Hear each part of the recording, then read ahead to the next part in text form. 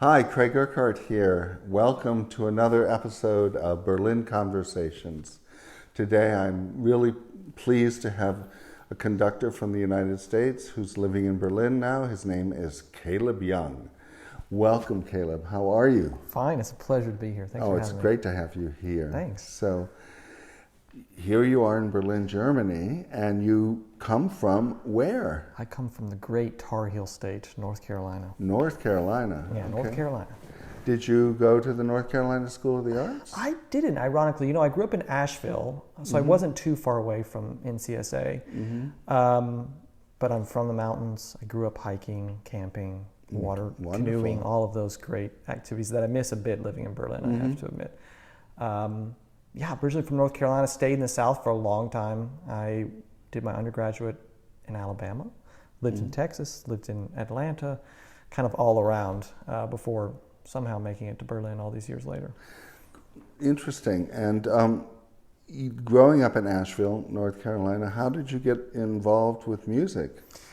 Well, fortunately, it's a very artsy city. We have a fantastic orchestra, great theaters, a lot of traveling groups coming in and out of the city. My parents were not professional musicians. They were in the medical field, yet they were fantastic amateur musicians. And I think that they saw the importance of putting me on a piano bench before my legs could touch the ground, which they did.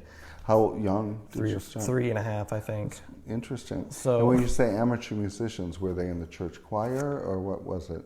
My grandfather was actual quasi-semi-professional jazz pianist, and then my father was a pianist and a French horn player, and my mom played the bassoon. So a little bit of everything. Yeah. So you started piano at 3? Started piano at 3. Played a bit of trumpet with my dad. I mean, I have these kind of core memories of standing on our porch playing trumpet into the woods. We lived kind of on top of a mountain, and I would play, beautiful, yeah, these little bugle calls into the woods, and eventually picked up the euphonium, ironically enough. The what? Exactly. Exactly. The thing I don't talk about too much, but I was watching this very intriguing film, a British independent film called Brassed Off, and loosely based on a true story about a brass band in England that the coal mine closes and all the drama that comes with that, and the only thing keeping the town together is this brass band that goes to finals and yada, yada, yada. But anyway, the main character plays euphonium. And I remember asking my dad, what's a euphonium? And could I play one of those things? And so that started the ball rolling of finding an instrument and then talking to my band director saying, yeah, we could actually use a euphonium. So I picked up the euphonium, played it through middle school, played it through high school, and then had the crazy idea to major in the instrument. And so I was connected with this fantastic teacher in Tuscaloosa, Alabama, DeMandre Thurman, and he said, I think you should come study euphonium with me. So, of all things. I mean, in hindsight, it's really bizarre to think that I have 2 degrees in probably the most niche musical things, a BM in euphonium and a master's in orchestral conducting. I obviously didn't want to have a job or income at all, but so... They forget to tell you that when you... They do. When you're signing on the dotted line, they don't tell you those details. But so eventually I made my way to euphonium and played a bit of trombone as well. But I had 4 amazing years in Tuscaloosa studying with DeMandre, just still to this day one of the brightest and sincerest musicians I know. And I had thoughts of conducting back then. In undergraduate, kind of was flirting with the idea. And I remember him telling me, he said, Caleb, if you're not interested in playing euphonium professionally and you want to do this conducting business, I will help you become the best musician possible, because essentially that's what conducting should be. So we started talking about music and score study, and I was really fortunate to have an open-minded teacher who saw that possibility. That's incredible, because people think of euphonium, it's just oompa oompa. Oompa pa, yeah. Right, but you're saying that this teacher taught you about music and the meaning of music and opened your doors for you. Exactly. And that's incredible. And then you ended up at Indiana? I ended up at Jacobs School of Music? The good old Jacobs School, went to the cornfields in Bloomington. And it was a bit of an odd path getting there, I have to say. I mean, the good thing about going to the polar opposite experience of IU at the University of Alabama is that our whole school of music was probably 200 people, right? Mm-hmm. Or at IU, that's a classroom in IU. That's a violin studio. Yeah.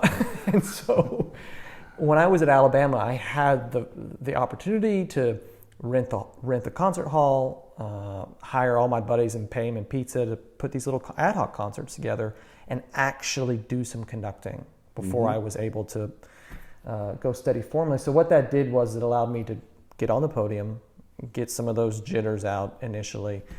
So the transition from going from Alabama to IU is an interesting story because I ended up applying to 12 schools because back then everyone was saying, hey, you know, it's really hard to get into conducting school and you should apply to as many programs as possible. Of course I wanted to go IU. IU was my dream school. Right? Why was that? Well, David Efron, Arthur Fagan were the two people in my mind at the time to study with. Yeah. And they had such a success rate of producing students who went and got jobs and had nice outcomes after IU that a lot of people said, hey, you know, here are the 5 or 6 schools you should really focus on.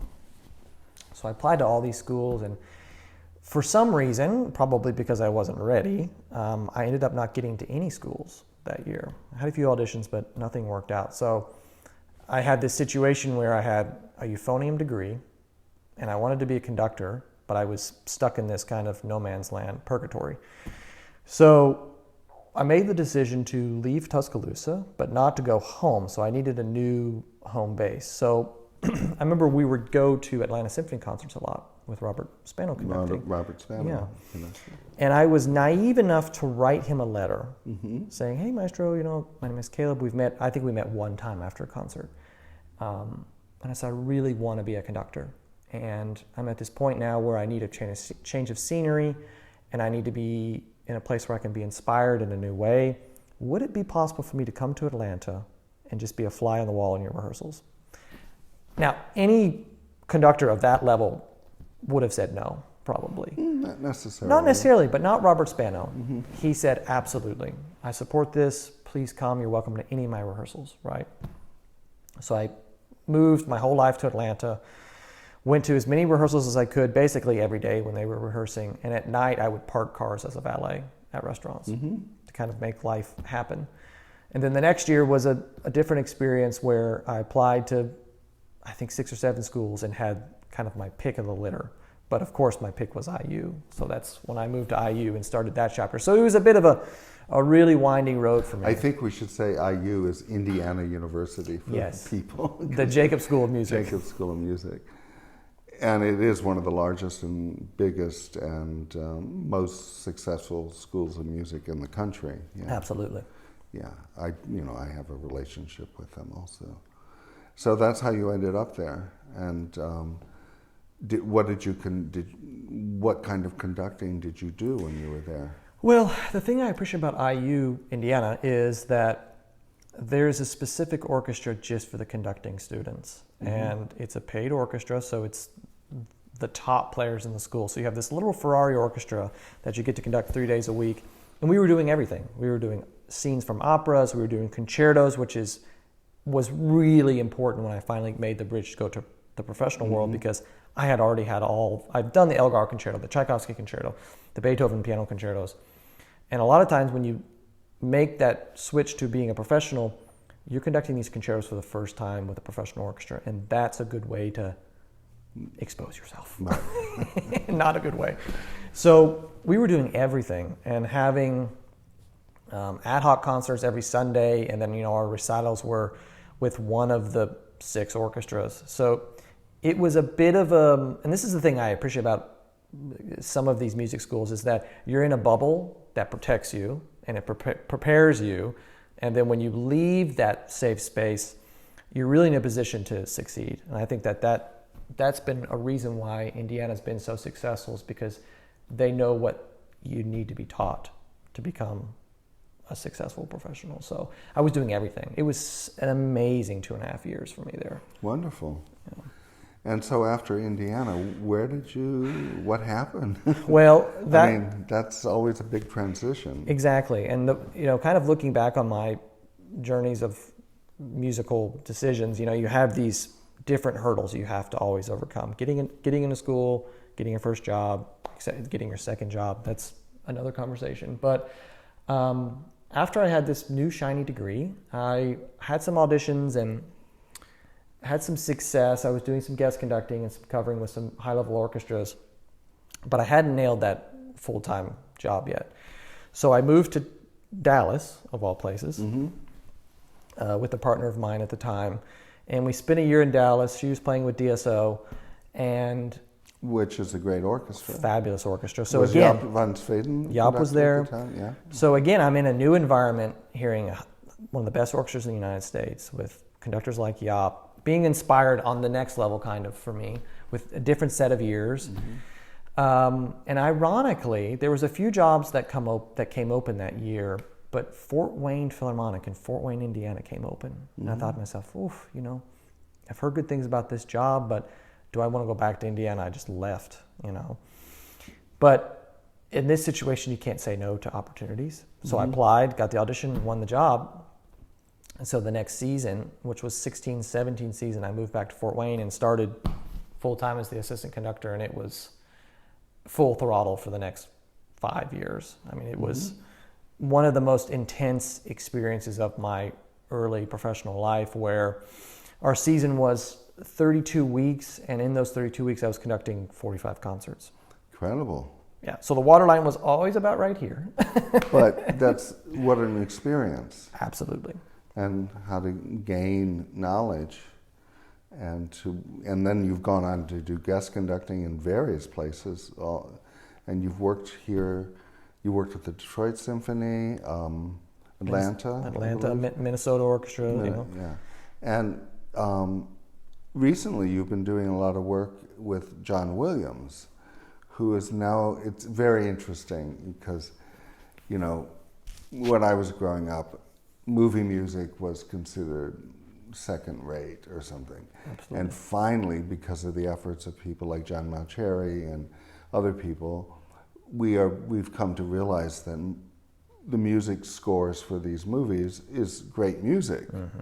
And John Williams is now the eminence of movie music, and you've been able to do a lot of work with him. You were just in LA with this summer with him working at the Hollywood Bowl. Is that correct? Exactly. I've really gained a nice relationship with Maestro Williams and his team, and it's one of these things that, fortunately from my work in Fort Wayne, I was conducting a lot of his music, whether it was his films or just kind of celebration concerts. Did you do film projects in Fort Wayne? Oh, okay. I've done many of his films, especially.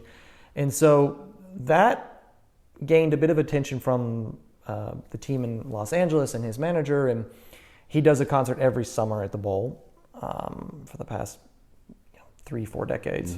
Yeah. And they approached me and said, "Hey, would you like to come assist Maestro Williams this summer?" Yeah, sure, absolutely. So, and it's just so ironic all these years later, because this is another very early childhood memory of mine, where my parents, for I think it was probably my 13th or 14th birthday, got me a double CD of John Williams' greatest hits. And I would come home every day after school and listen to both CDs from beginning to end, conduct along with Olympic Fanfare and Theme. And so all these years later, where I've developed an actual relationship with him, is probably the most surreal thing of my adult life. I can understand that, because I was a child watching the young people's concerts, and then I ended up working with Leonard Bernstein. Yep. And it's the same kind of strangeness, but here we are. Yeah. So, what was he conducting this summer? So he does obviously his kind of greatest hits, but what's interesting is that he also brings some of his lesser performed music, some of his concertos, more traditional pieces that are still in the vault per se, I like to say. So it's always kind of paired with either David Newman usually comes and conducts the first half. Yeah, we know David. Another He's icon. a wonderful guy. Yep. This year it was Gustavo Dudamel conducted the first half, so that was a nice change of pace. But from those weeks in LA, we've gained kind of a trust with each other, where when he comes to Europe now, speaking of film music bleeding in to the European scene, I've worked with him with Berlin Phil, Vienna Philharmonic, And to see how not only these stoic orchestras react to this new experience of film music for themselves, because I mean, when he came here in Berlin for his debut 2 years ago, they had never played this music. No. Yeah. Which for me is so bizarre because, you know, American orchestras have Harry Potter memorized. And to see how the orchestra reacted and then the audience, you know, the Berlin musical audience react to this music is one of the most special moments of my life. Well, it's European music. Exactly. It came out from of Korngold, all of these folks. all these unfortunate people that had to flee Europe. They were writing this music even before movies were existence. And so it's their music, and so it's interesting that they begin to discover it. Yeah. And I think, you know, when you have people in the orchestra saying, you know, I've been playing this orchestra for 30 years with Karian here, and we've never experienced an audience reaction like this. And I think it speaks so strongly to the vehicle of film music producing an emotional response in an audience. I dare say like no other music. So I'm really fortunate to work with John on a regular basis.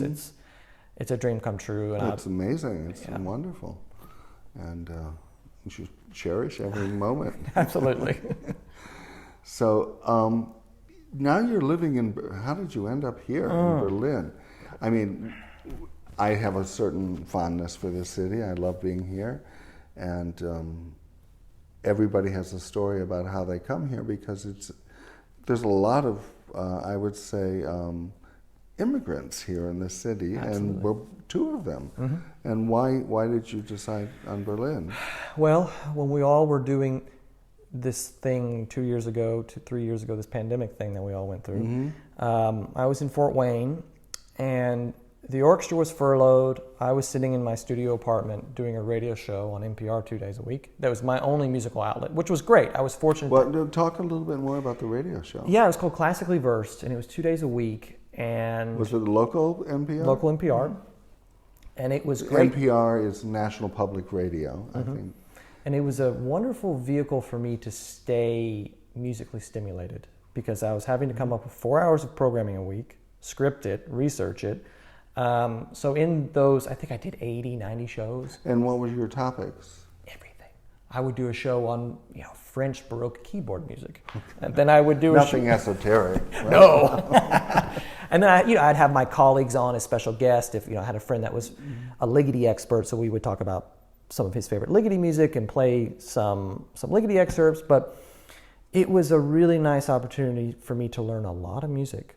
I mean, I kind of was digging the bottom of the barrel of the traditional rep. So I think by show 40, I was doing all new pieces for myself, at least.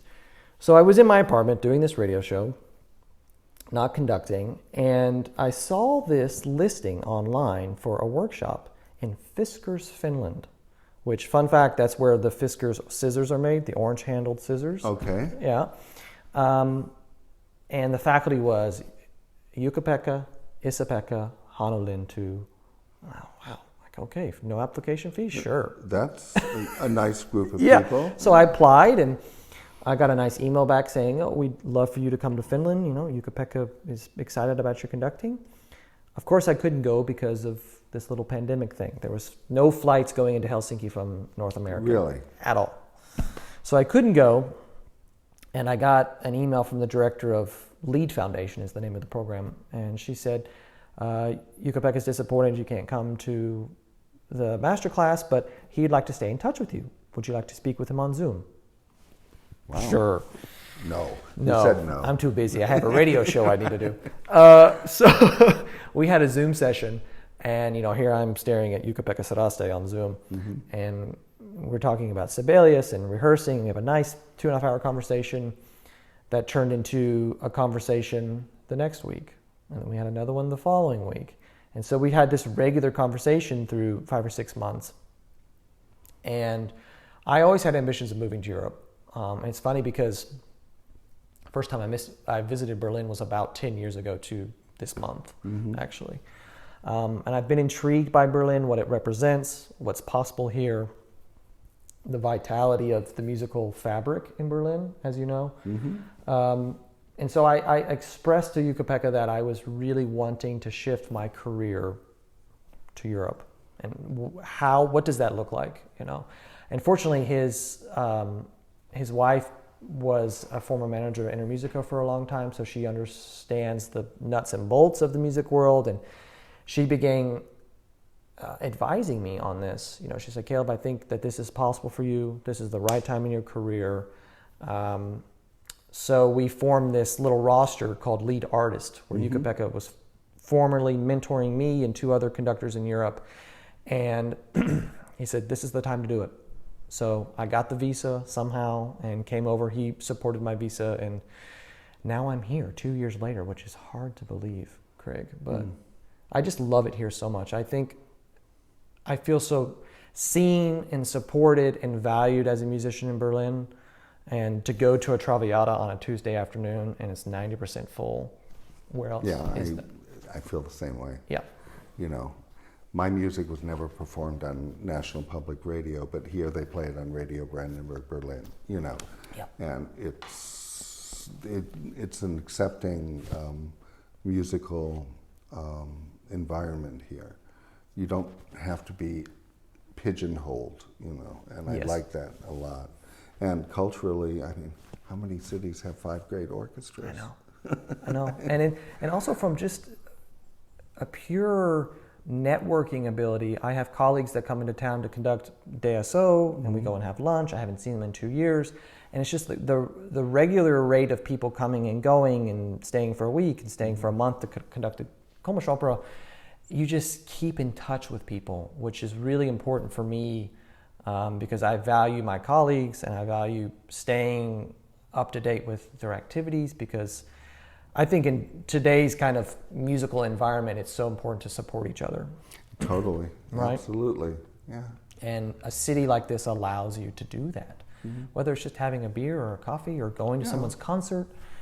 And it's a pretty easy city to live in. Yeah. Yeah. Especially here on the west side. Yeah. Well, you know. I was a New Yorker for 43 years, and this is a big change, and I love it. Yeah.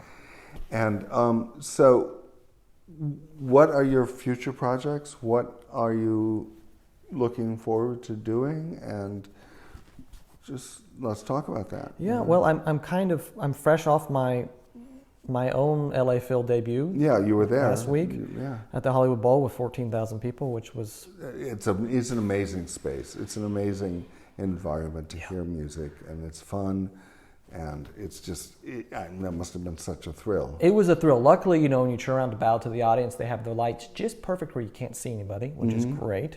You know, it's so much like the Waldbrunnen here in Berlin, but to be in the bowl and you see the Hollywood sign on the hill, I mean, it's... Well, it looks like a giant radio. Yes. Yeah, it's fantastic. You know, it's old radios. Exactly. So that, you know, kind of reflecting on that experience and thinking about what that personally means for kind of my next couple steps as a conductor. And I'm starting to work much more in Europe now, which is exciting. That was my goal of living here. Especially in Finland, I had a concert with Tapiola Sinfonetta last season, which is, again, another Lamborghini orchestra that you just enjoy your time with them so much. So looking forward to going back to Finland in the near future. This season I'll be in Dublin and Denmark in a few weeks. What are you conducting in Denmark? Denmark is with the Aalborg Symphony. I'm doing like a Hollywood gala show. Oh, that's wonderful. Aalborg is a beautiful place. It's a fantastic place. Speaking of film music being, So I'm doing a couple pieces with them, a couple John Williams pieces and a few other things. I'll be in Dublin twice this season, going back to LA, and obviously in the States, in Canada this year as well. So Canada's a big country. Could you be a little more specific? I'm going to the Hamilton Philharmonic, just outside of Toronto. Outside of, that's Ontario, right? Yeah, just outside of Toronto, yeah. Right. So I'm just actually... across the bridge from Detroit. Exactly. Like literally. I'm a music director finalist for that orchestra, so I'm excited to go and experience the city, get to know the community and the organization. So it's going to be a lot of traveling. I'm going to Kansas City, I think, 10 weeks this season. So it's really, more on that later to be announced. Yeah. But okay. something's coming down the road there. So a lot of back and forth, but it's exciting, and I feel fortunate to be on the road as much as I am, because to be working is, as a conductor, there's a lot of you out there. There's a lot of us out there, and to be able to get gigs and to work and steady work and work with people like John Williams, it's really remarkable. It's really exciting. Yeah. Well, I'm fortunate that you and I have been able to meet in this great city. So I'm very grateful too. It's great. It just makes the circle bigger and more fun and everything. Exactly. So have you done you've done film projects, correct? Film with live orchestra, right? Have you done West Side Story or It's on my list. I would love, I was actually asked to, when they premiered the new film at the Bowl, I was asked to assist Dudamel on that program, but I had a conflict, unfortunately. Oh, that's too bad. So when it comes around again, Lenny's music is, of course, one of our most powerful voices that we have. And I've done a lot of his symphonic music in the States. And I'm really passionate about bringing that over here. And it's shocking how many orchestras have not performed his music. Yeah. Yeah, I'm preaching to the choir with this, I know. No, but I mean, I think people don't understand that when Lenny passed away, no one was playing his music except for West Side Story. Right. And maybe a few, there was Isaac Stern and Bobby McDuffie and Midori were playing Serenade, and that was pretty much it. And a few pianists played Age of Anxiety. So one of our goals after he passed away was to make his music known to orchestra managers and encourage people to perform this music, because it's great stuff. It's fabulous. And not only... And now it's, I mean, we had the 100th birthday, we had over 6,000 events worldwide. 6,000, yeah, that's 6,000, right, events worldwide. I think the secret's finally out, thank God. I mean, not only Bernstein, there was, I was in Norway last season speaking to an administrator, and they were saying that this is a major Norwegian orchestra, which shall go nameless, had never played any of the Copland ballets. That's incredible. Yeah. So I think that thankfully it's starting to seep into the cracks over here. Berlin Phil's playing an Ives Second Symphony with Dudamel. Right. This is important, right? So I'm excited to continue to be an ambassador for this music. Not only folks like Copland and Bernstein, Joan Tower, Jennifer Higdon, all of these folks. Barber. Hagen, yes. Yeah. Coleman Schroepper played some Barber with James Gaffigan recently. Right, yeah. This is what excites me. So it's getting, again, spreading the mission of American music, the value of American music. So whenever I can twist someone's arm to let me program something. That's good. That's good to know. So, wonderful. So, well, thank you so much for joining me, and this has been really delightful. You've been my pleasure. Wonderful to work with. Thanks, and Greg. talk with. And come back in 6 months and we'll get caught up again. Perfect. Thanks. Okay? Great. Thank you. So thank you for joining me for my Berlin conversation with Caleb Young, and look forward to see you soon. Take care. Bye. And cut.